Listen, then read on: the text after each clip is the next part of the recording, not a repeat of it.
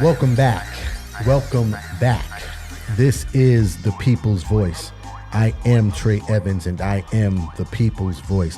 Thank you again for checking out the podcast this week. As always, it is greatly appreciated. As always, we thank everyone who has taken some time out to listen to the podcast today. We do understand that you could be utilizing your time to do something else, so we do appreciate you tapping in with us today to spend your time equity with us. As always, if this information is valuable, we do ask that you subscribe to the podcast. You can, that way you'll be notified when each episode is released. And we put out a new episode each and every Friday, which can be heard on all podcast platforms. And then put out a video on YouTube on a weekly basis for those who would like to watch the podcast. But as always, thank you and welcome to the People's Voice podcast. Today, I want to get into the topic of metal detectors in schools, public schools here in the United States.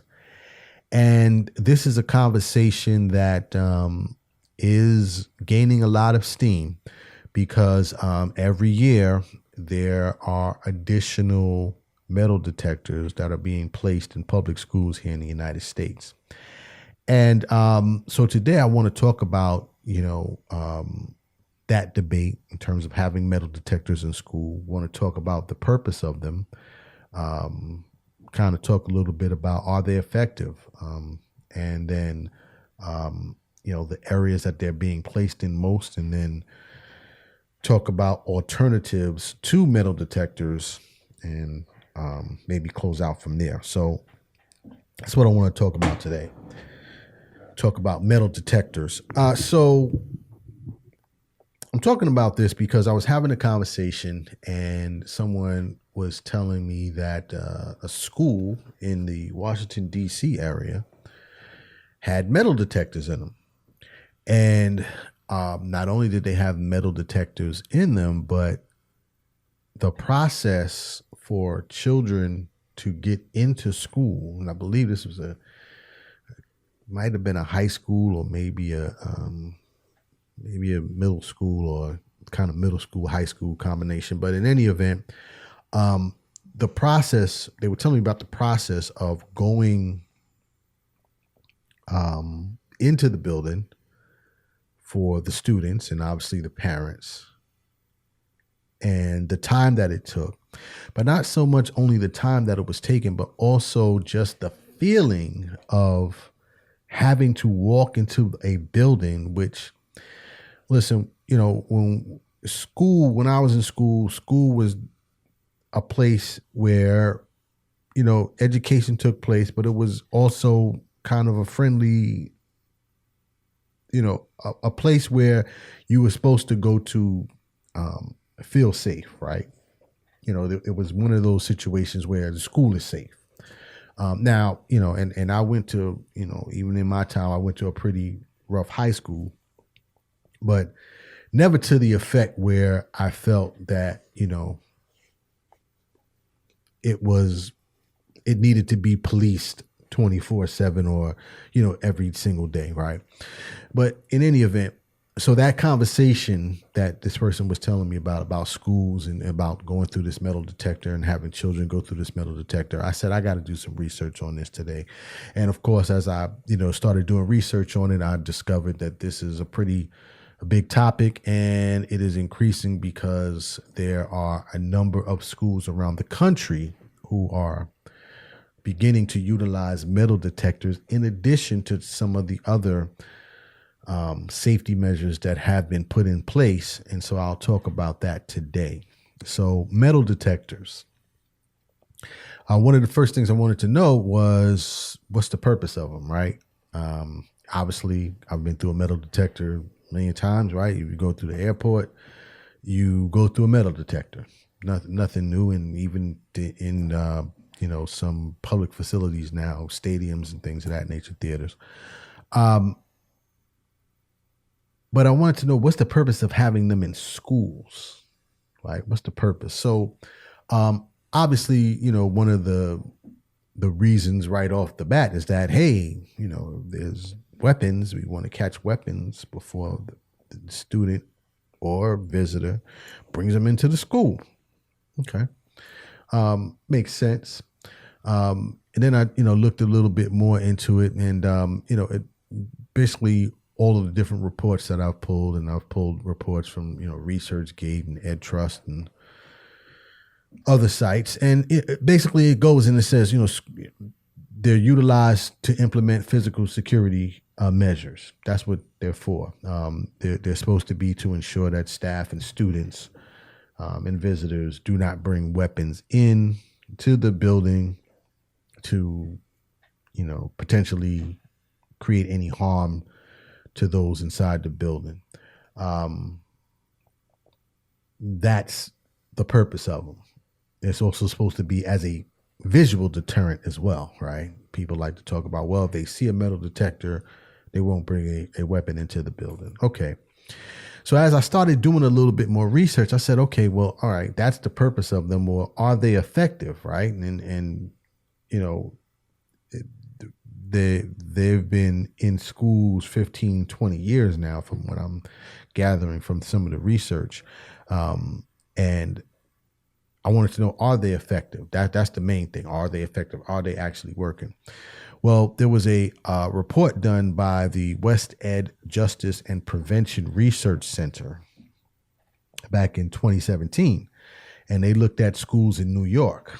And, from their report, they noted that out of all of the weapons that were confiscated in that single year, 57% of those weapons that were found without utilizing the metal detector. So for those schools that had metal detectors in them, this report notes that, well over half of the weapons that were found that year had nothing to do with the metal detector, right? And then I think the more glaring stat was that out of 23,000 students that were scanned that year, only one dangerous item was found. Now, they don't note whether that's a gun or a knife, but out of 23,000 students, just one dangerous item found. It begs to ask the question, just how effective are metal detectors? Now, some may argue, well, 23,000 students scan only one item. That shows that they are working, because again, many people argue that the metal detectors are not only for detecting the items, but they also are supposed to act as a visual aid to deter anyone from bringing the item in. But when they did additional research into this, there is no sufficient data that shows that school violence was reduced as a result of metal detectors or confiscation or confiscating any weapons that were found, right? So, it's not like there's conclusive evidence out there that says metal detectors are helping to reduce violence in schools. There's just not enough data to show whether or not that's effective or not. The more interesting thing that I read, and this was from an article I was reading in the Washington Post, it said that mass shootings still have occurred even with metal detectors on site at schools that have had mass shootings, and even with officers present. And, there's been cases where, if those who want to do harm in a school decided that they want to do it, they'll just shoot their way into the building if they really wanted to, harm people. So again, that conversation to whether or not these are effective, I think is very important in that conversation. One of the things that was really glaring for me was the racial and ethnic or minority component, if you will, regarding metal detectors. It is pretty widely reported that metal detectors in schools, let me be very clear, in public schools in the United States, have overwhelmingly been placed in school districts that have a high minority population. And this then goes to, asking the question, is this about safety or is this about policing and then ultimately the criminalization of minorities or the continued criminalization of minorities here in the United States? Because again, these are being utilized, and I'm specifically talking about metal detectors today, specifically, but obviously there are other security measures that are being put in place in these schools. But it raises the question again, is this actually safety or is this about policing and criminalization of race, of minorities and ethnic groups here in the United States? I was reading a report from Palm Beach School District, for instance, just to use them as an example.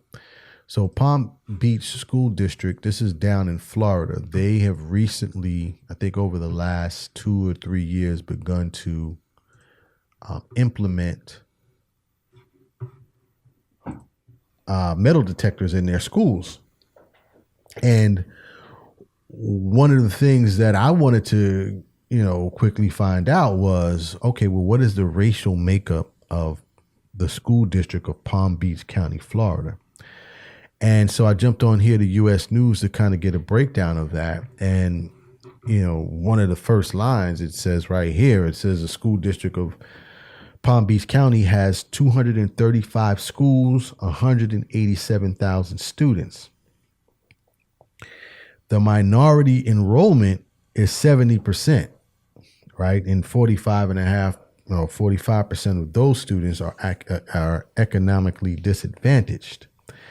And I'm using this as an example because Palm Beach is a reflection of what is occurring throughout the country when it comes to metal detectors being instituted in schools. Because again, this is occurring mainly in schools that have a high minority population.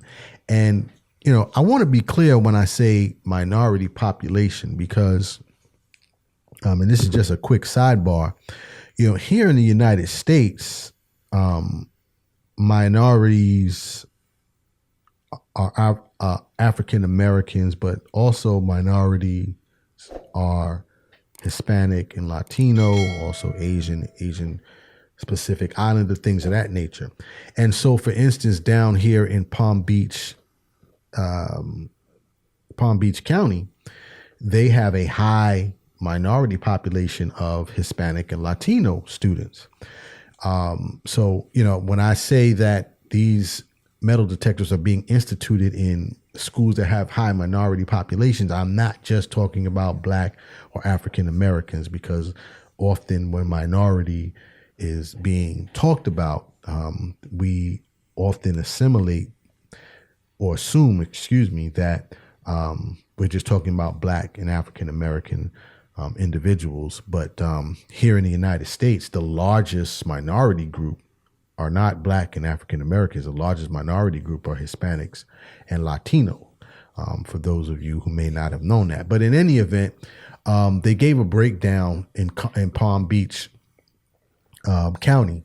And, just as I noted, almost 37% of the enrollment population down there is Hispanic and Latino. Then you have, 27% Black and African American. Then you have, 3% Asian or Asian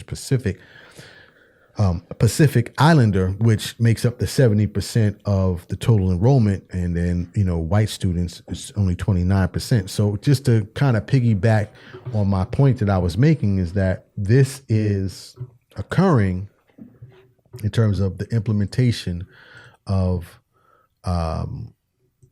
metal detectors. This is often occurring in school districts that have a high minority population enrollment.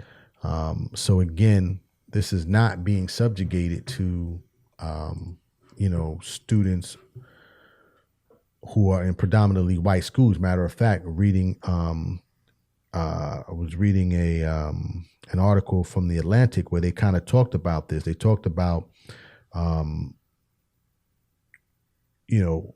the criminalization of minorities in public schools. They did a study that showed that the students of color are disproportionately affected by school surveillance. But in that piece, they talked about that the schools that have had the mass shootings, and those that we know over the last 10, 15 years, Sandy Hook, Parkland, things of that nature, in terms of the students in those schools, basically it was well over, 83%, 80% in some of those schools, predominantly white. So again, the mass shootings that you're hearing are not occurring in the schools that have a majority population, a minority population, or the majority of the population of minorities. They're occurring in schools that have a majority enrollment population of white students. And that, but unfortunately, like I said, metal detectors are not in those schools. So it raises a lot of questions in terms of that racial bias component. But moving on, are they effective? And what are some of the alternatives to utilizing metal detectors? Now, in terms of the cost, metal detectors are very costly. And not only are they costly, but they take away from utilizing those funds for other resources in the school. The cost to purchase and install them is very expensive. I'm reading an article here from Education Seattle PI.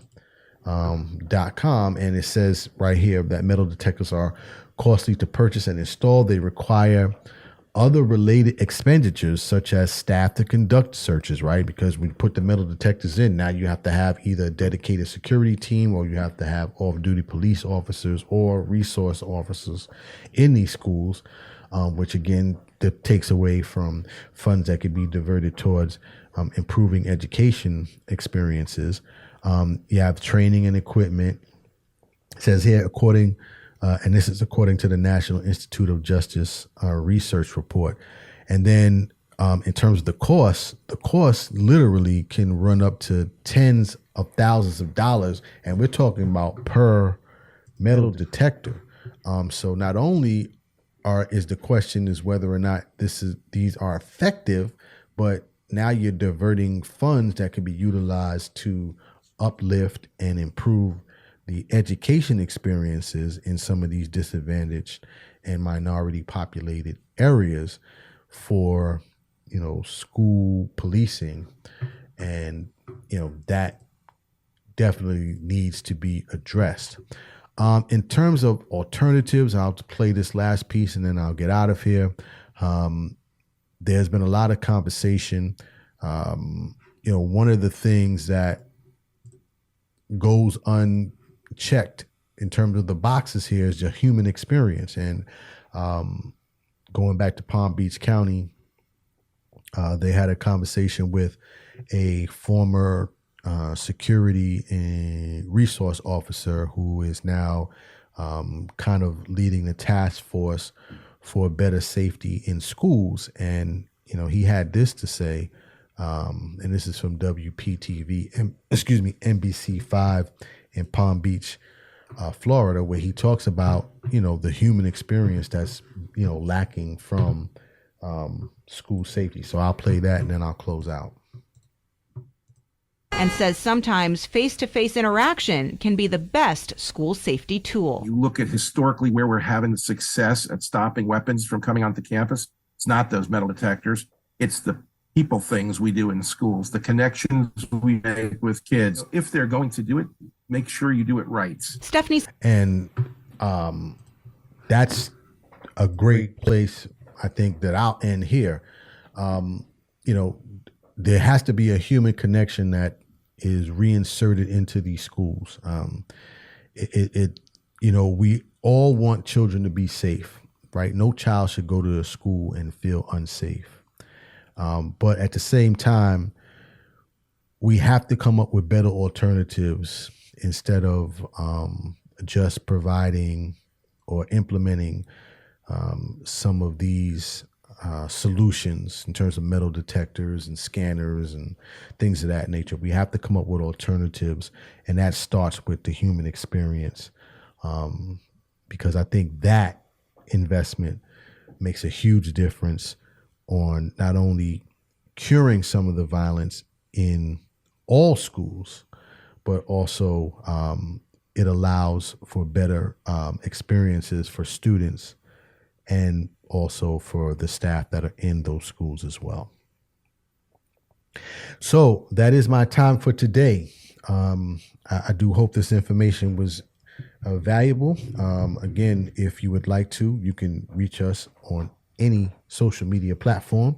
You can reach us at the People's Voice Podcast, which is our Instagram account. Or if you want to tap in with me, you can reach me at I am Trey Evans on all social media. Or you can just Google Trey Evans and, reach out. Would love to hear from you. And we will go from there. So that is the time for today. As always, dreams are not just for sleeping. Please wake up and live your dreams. My name is Trey Evans, the People's Voice. Tell somebody about the dream. Salute. I am